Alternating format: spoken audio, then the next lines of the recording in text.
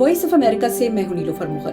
سال 2022 اپنے اختتام کو پہنچ رہا ہے۔ اس سال کے دوران ایسے کون سے واقعات تھے جو شہ سرخیوں میں رہے؟ آئیے ڈالتے ہیں اس سال کی کچھ بڑی خبروں پر ایک نظر۔ روس یوکرین جنگ 24 فروری کو روس نے یوکرین پر بڑے حملے کا آغاز کیا جو آج تک جاری ہے۔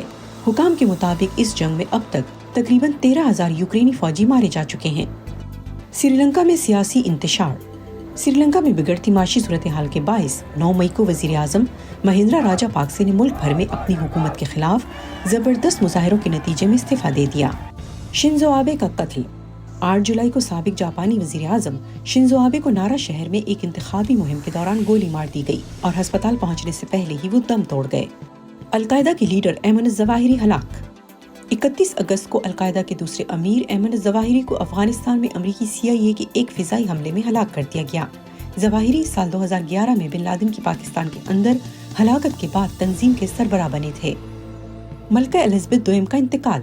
تقریباً 70 سال تک برطانیہ پر حکمرانی کرنے والی ملکہ الزبتھ دوئم کا 8 ستمبر 2022 کو اسکاٹ لینڈ میں 96 سال کی عمر میں انتقال ہو گیا، جس کے بعد ان کے صاحبزادے چارلز سوئم بادشاہ بن گئے۔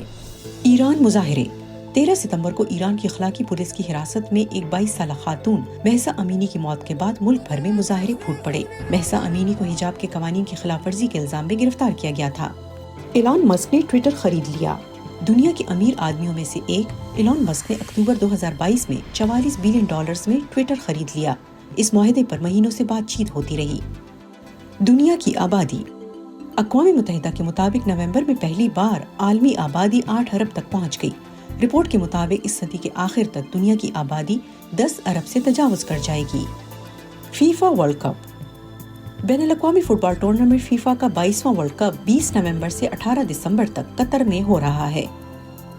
یہ تھے اس سال کے بڑے واقعات میں سے چند ایک۔ آپ کی نظر میں اس سال کا بڑا واقعہ کیا تھا؟ کامنٹ سیکشن میں ضرور بتائیے۔